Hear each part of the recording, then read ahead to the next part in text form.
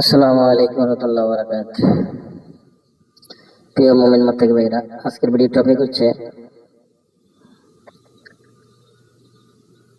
প্রতিটা আমলে ইসমেজে মনেকে ফাট করে না, এই জন্যই কাজ কম হয়। এই জন্য সর্বপ্রথম আপনারা কি করবেন, ওই একটা দোয়াটা মুখস্থ করে নেবেন। আউযুবিল্লাহি ইসসামিল আলিম মিনাশ শাইতানির রাজিম মিন হামাজিহি ওয়া নাফাখিহি ওয়া নাফসিহি। এরপরে বিসমিল্লাহির রহমানির রহিম যে কোনো আমল করবেন, এই দোয়াটা মুখস্থ করে নেবেন। আর আরেকটা হলো দুরূদ সাইফুল্লাহ মুখস্থ রাখবেন। আল্লাহুম্মা সাল্লি আলা সাইয়্যিদিনা মুহাম্মাদিন সাইফুল্লাহিল কাতি ওয়া আলিহি ওয়াসাল্লাম, এটাও ব্যবহার করবেন। আর মানে ইবলিস শয়তানের সাথে যোগাযোগ বিচ্ছিন্ন করবেন আগে আমরা কাজ করতে বসলে, যখন যে কোনো কাজ। এটা হলো এই সূরা তওবার 1 নম্বর আয়াত, বিসমিল্লাহির রহমানির রহিম, বারাতু মিনাল্লাহি ওয়া রাসূলিহি ইল্লাল্লাযিনা আতু মিনাল মুশরিকিন। আর এটা হলো ওয়া মাকারা মাকারাল্লাহু ওয়াল্লাহু খায়রুল মাকিরিন। আর একটা আছে সূরা নূরের 26 নম্বর আয়াত, ওটা দিয়ে করা যাবে। সূরা তওরাকে শেষ দিনে দিয়ে করা যাবে। আচ্ছা, খেললেন আগে তো আস্তাগফিরুল্লাহ এগুলো আদায় করে নিবেন। তবে সর্বশেষ কথা, ইসমে আজমটা পাঠ করবেন বেশি বেশি।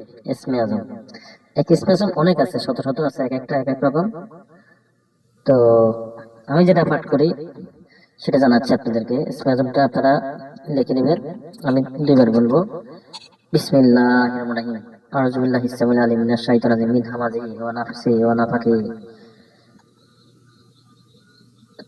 বিসমিল্লাহির রহমানির রহিম, আল্লাহুম্মা ইন্নী আসআলুকা বিআন্না লাকাল হামদু লা ইলাহা ইল্লা আনতা ওয়াহদাকা লা শারীকা লাকাল মান্নান বাদিয়াস সামাওয়াতি ওয়াল আরদ ইয়া জুল জালালি ওয়াল ইকরাম ইয়া হাইয়্যু ইয়া কাইয়্যুম। আবার বলতেছি, বিসমিল্লাহির রহমানির রহিম, আল্লাহুম্মা ইন্নী আসআলুকা বিআন্না লাকাল হামদু লা ইলাহা ইল্লা আনতা ওয়াহদাকা লা শারীকা লাকাল মান্নান বাদিয়াস সামাওয়াতি ওয়াল আরদ ইয়া জুল জালালি ওয়াল ইকরাম ইয়া হাইয়্যু ইয়া কাইয়্যুম। এই ইসমে আজমটা মুখস্থ করে নেবেন। এটা কিন্তু একটা ভালো একটা ইসমে আজম। ইসমে আজম পাঠ করবেন সবসময়, প্রত্যেকটা কাজে 3 বার, কমপক্ষে 3 বার পাঠ করবেন। কাজ করার আগে শুরুতে দরুদ শরীফ, ইসমে আজম এগুলো আগে পাঠ করে নেবেন, তাহলে আপনার কাজে সফলতা আসবে ইনশাআল্লাহ, কাজে সাকসেস হবে। কথা বুঝছেন? কাজে সফল হবেন, সাকসেস হবেন। এর পাশাপাশি আপনি দুরূদ সাইফুল্লাহটা পাঠ করবেন।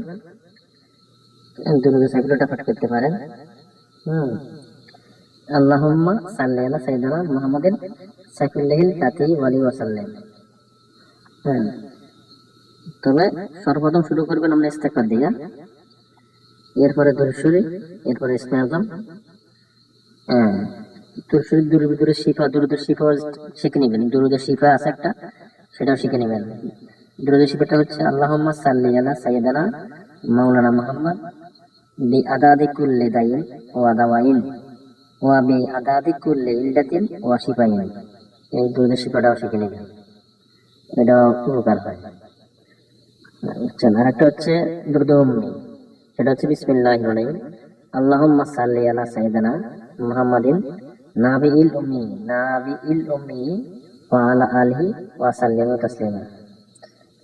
এটাও শিখে নেবেন ইনশাআল্লাহ।